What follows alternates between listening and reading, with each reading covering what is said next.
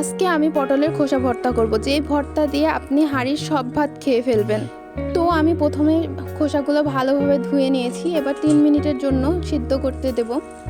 অল্প একটু পানি দিয়েছি, তারপরে অল্প একটু লবণ দিলাম। এবার ঢাকনা দিয়ে দিব।